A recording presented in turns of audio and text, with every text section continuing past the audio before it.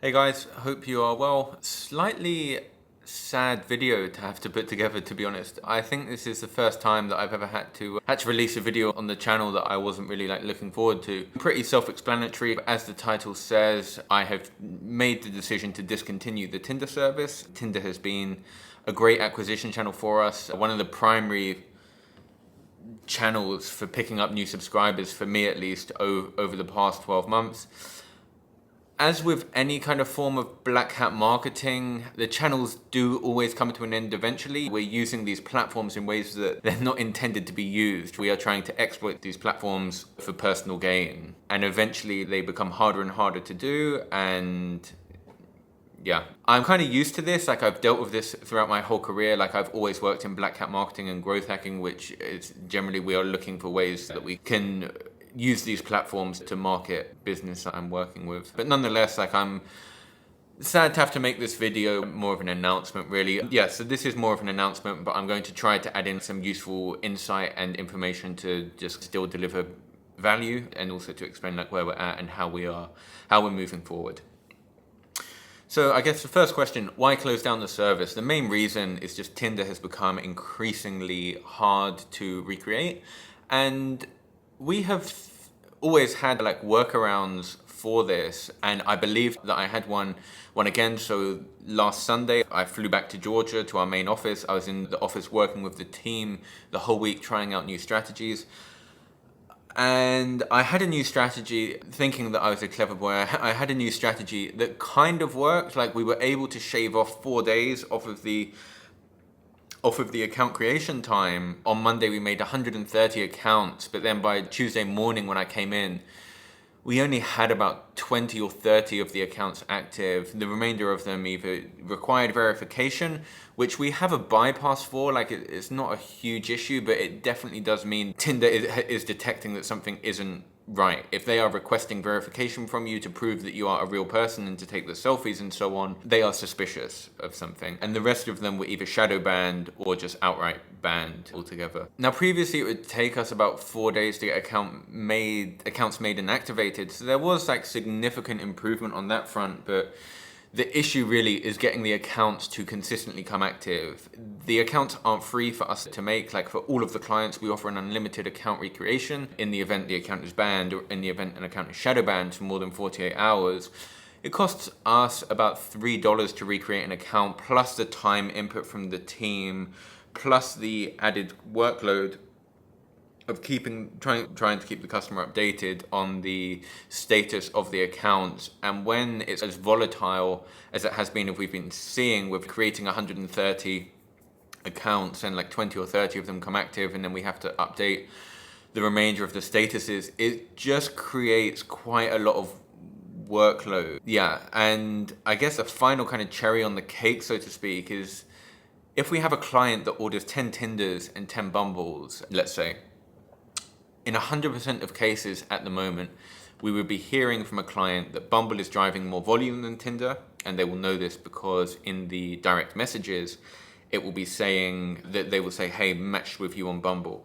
One kind of added benefit of this that could be a factor is that on Bumble, the female has to initiate the conversation. If you match with someone, if the girl doesn't initiate the conversation, the male isn't able to start talking. So when we have the Instagram linked in the bio, I think that does help to push traffic over. So that is definitely one factor. But we're also hearing of better return on investment coming from Bumble as well. And I think Bumble offers a higher quality audience. One thing that would act in evidence to that is that a subscription on Bumble is about $50 per month. Give or take, it varies slightly based on your geolocation. Whereas a Tinder premium subscription is anywhere from $3 up to about $20. I think maximum is $30 I've ever seen for a Tinder subscription. And what that is telling you is that the audience on Bumble is actually willing to spend more money. And I think that kind of translates across into OnlyFans as well, in terms of purchasing subscriptions, but also purchasing more pay-per-view. On top of that, we also have more positive feedback and more clients scaling up on Bumble at the moment, which of course is just better for the team to work with and easier to manage from our side. So leading on to that as well, when you also can factor in that Bumble is actually easier for us to set up, we can have a Bumble created and active in less than 24 hours compared to on our previous Tinder strategy, it was taking about 4 days. Ban rates are also lower for us, so that means less account recreations. We also very rarely see shadow bans on Bumble as well. The accounts are going to either be in status active, need verification, or banned, compared to Tinder that can be stuck in multiple different stages. And it just becomes more complex for our team to manage. And that's the other thing to remember. Like, there is a team of people behind the scenes putting all of this together for our clients. And the more complex the platform, the more different stages in the platform, the more complex our system needs to be, the bigger the team needs to be, the more management required from our side, which just leads to like more complex service delivery. Of course, it's much easier if we're able to like streamline down our operations. So for all of these reasons, I think it's a no-brainer really to move away to discontinue the Tinder service. If a client gets better results elsewhere and the service is easier for us to deliver, it just couldn't be more obvious. It's kind of 80-20 at its finest. Another point to add is our agency also works by achieving a return on investment for clients, right? I'm not really interested in working on like a 5-account order, which for us is like a $125 per month subscription. So the primary goal of our agency always has to be to generate a return on investment so that the client scales up to 30, 50, 80 accounts right there, adds in multiple girls, scales up there as well. That's when it becomes like worthwhile. A $125 per month subscription for me to manage 5 accounts based on all of the work that goes into them. It's there as a way for someone to get their foot in the door, but the end goal for us as an agency always has to be to get them to scale up. So when we are seeing more customers scaling up through Bumble and more issues occurring through Tinder, again, it's just another reason to add to the list. Yeah, so it just makes sense for us to like put Tinder on pause whilst Bumble is outperforming in all areas. And at the same, it's easier for us to make, faster to make, less customer support and more streamlined logistics from like a service delivery point of view. At the same moment, I'm continuing to test Tinder. I definitely haven't given up on it as an acquisition channel altogether, and at a smaller scale, we are able to have it running. But of course, like for the reasons mentioned above, it makes sense, at least for now, until I figure out some new strategies or there's like a change in the OnlyFans market. And this is to be expected. Like, we do see cycles in marketing channels because OnlyFans is relatively new. And once again, this is black hat marketing. So when I first started like in the OnlyFans space, like it was Reddit and then it moved to TikTok. Then for me it was Tinder, and now Bumble is outperforming Tinder. Where will it be in 3 to 6 months? I can't answer that question yet. But the thing that I like, my day-to-day job and what I actually love to do is figuring out new marketing and acquisition channels. So right now, of course, I'm testing other dating applications as well. Not prepared to share the names publicly at the moment because we're in early stages, but we've got accounts running, and it's a case of figuring out how far can we actually scale them. For all existing Tinder clients as well, like the solution that we've taken is adding like free Bumble package onto all orders as well.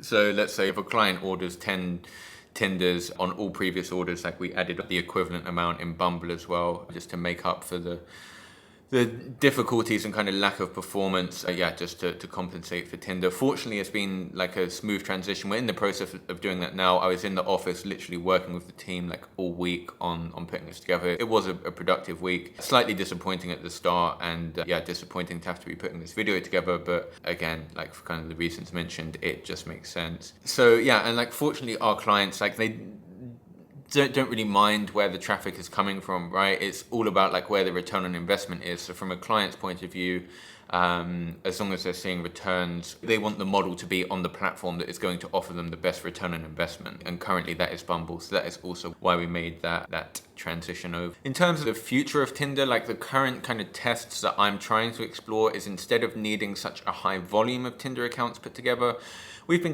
playing around with Tinder Gold and increasing the volume of swiping up to 500 swipes per day, like around that area. So instead of, let's say, having 50 Tinder accounts active, instead we could have 10 Tinder accounts active that are all on Tinder Gold and all doing 500 swipes per day. But again, this is like this early stages, early testing. But just to give you some insight on that is the route that I'm currently exploring and trying to go down.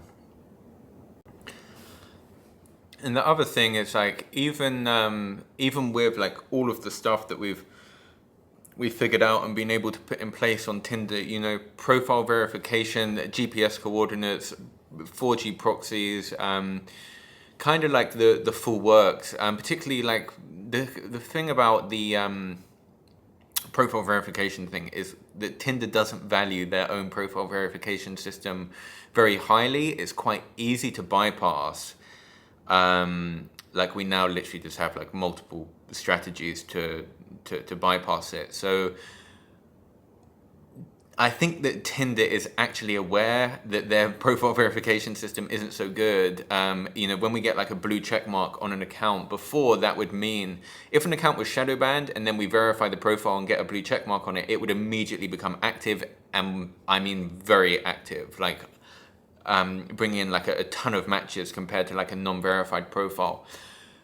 However, we've definitely like seen a reduction in there as well. And a blue checkmark profile can also lose its verification. That is something that we will deal with quite often. So it's not an issue because we're able to re-verify the profile. But I think it kind of shows that you have verified your like Face ID already, and Tinder is happy to take that away and get you to redo it multiple times, which kind of gives, I don't know, to me it kind of acts as evidence that, yeah, they don't really, they know that their own verification system is easily bypassed, and they've kind of taken away a lot of weight from the verification system, because that was something that we used to be able to use to like significantly reduce the number of bans that we have, like I said, to get accounts to come active instantly.